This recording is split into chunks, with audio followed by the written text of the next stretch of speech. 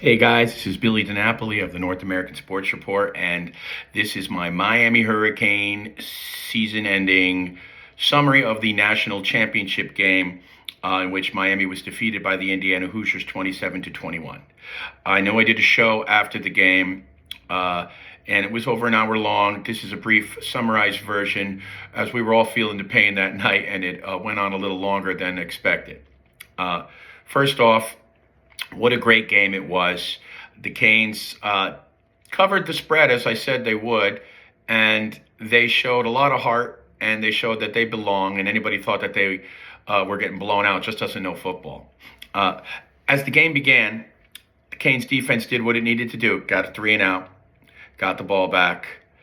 Second possession, Indiana got a couple first downs, but again, were stopped, had to punt. First two possessions, they do nothing, but unfortunately, the Miami Hurricane offense could not get going. With only 11 carries for 21 yards, the running game could not get going, and therefore, the passing game had very little room to operate. Finally, on the third drive, Fernando Mendoza, with the help of Kalen Black and Roman Hemsby in his running game and a completion to Surratt, who was relatively quiet in the game thanks to O.J. Frederic, only 3 catches for 28 yards. But after a catch by him and some holes in the run game for the Indiana Hoosiers, they get in field goal range, and they do kick a field goal to go up 3-0.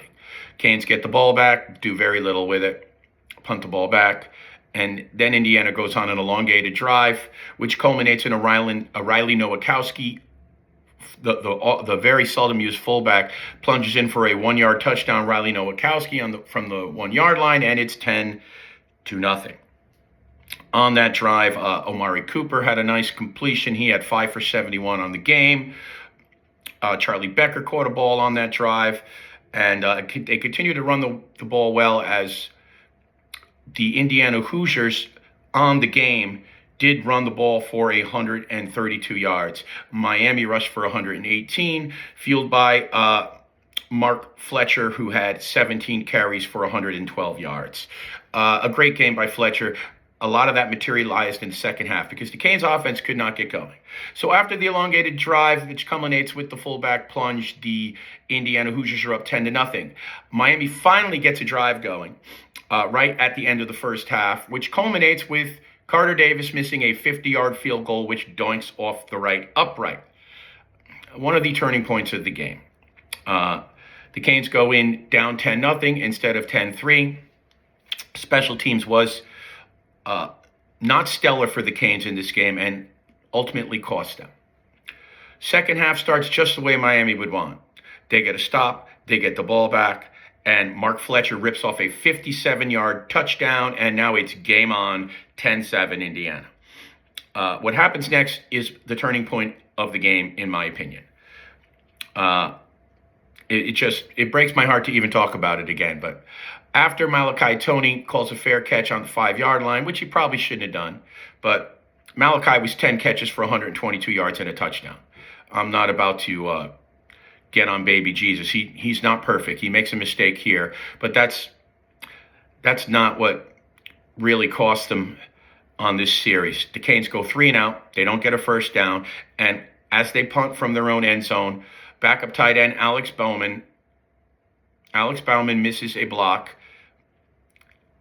And Indiana, the outside rusher, blows right by Bauman. He doesn't even get a finger on him. They block the punt, fall on it in the end zone for a touchdown, and it's 17-7, Indiana. That is a block punt and a missed block that will go down in Canes history forever. 17-7.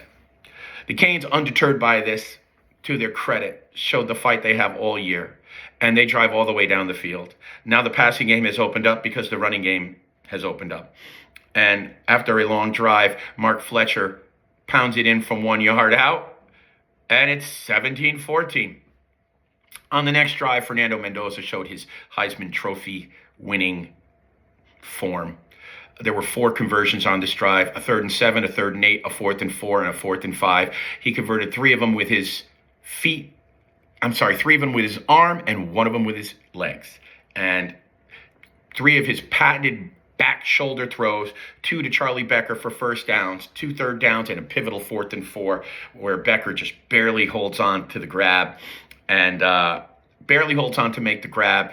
And that was a huge first down because the next fourth down was a 4th and 5 from the 11-yard line. And again, for the fourth time in the drive, they would make a crucial conversion as Curt Cignetti elects to go for it instead of kicking a very makeable field goal from the 11 or 12-yard line. He doesn't want to go up 6. He knows his defense is getting tired and he wants to keep a 2-score lead. And they call a quarterback draw on 4th and 5. Ballsy. You're thinking pass. Miami does react to the play. They see it at the line of scrimmage. They call an audible, but a little slow to react. And Fernando Mendoza grabs the ball, runs the draw. He gets drilled he gets hit hard like 2 to 3 times, especially as he lunges over the goal line. He gets clocked. He holds on to the ball and scores a touchdown. That will be his Heisman play of the season that they'll always remember. And Indiana goes up 24-14. That was another one of the turning points of the game. The first one being the block punt. Canes get the ball. Again, right down the field. Now the passing game's open because of Fletcher opening the running game. A completion to Daniels, a completion to Malachi Toney. Then they're at the 23-yard line, and on a jet sweep, Beck flips the ball forward to Toney. It's a pass, technically a passing play that resembles a running play. Toney breaks a couple tackles, rumbles in 23 yards for the touchdown, and now it's 24-21, and the Canes are right back in it, needing a stop. Well, the Canes are able to hold them to a field goal as Indiana finally made a couple of mistakes of their own. Penalties were 7 for 60 for Miami. Half of those occurred on special teams, unfortunately. Kick and punt returns, making Miami's average start from the 20-yard line most of the game. Indiana makes their first big mistake, a false start on 2nd and 1 after a 9-yard gain by Kalon Black, and it's 2nd and 6 instead of 2nd and 1. That culminates to the Canes getting a stop, holding them to a field goal after 2 straight rushing plays.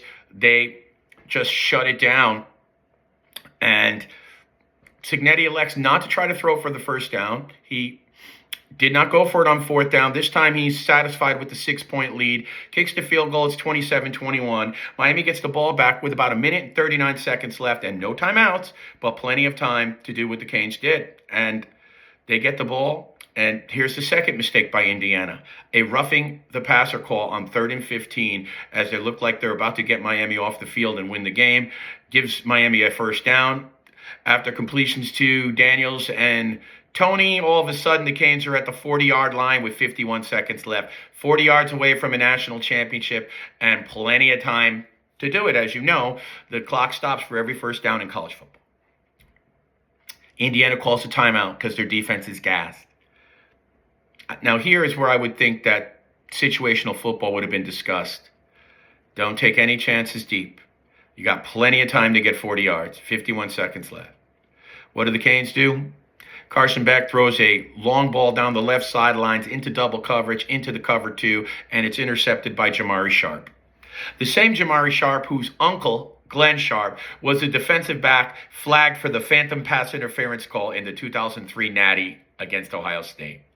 And he ends the 2026 national championship for Indiana with the interception of Carson Beck with 44 seconds left, and that's how the game ends. Heartbreaking.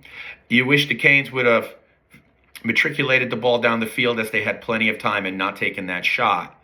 I don't know if Carson Beck was all there. He said after the game his ears were still ringing. He called an audible at the line of scrimmage that Keelan Marion never even heard. Marion was crying after the game saying that he missed the call, but still Beck saw him running a fly. I imagine the audible might have been a comeback.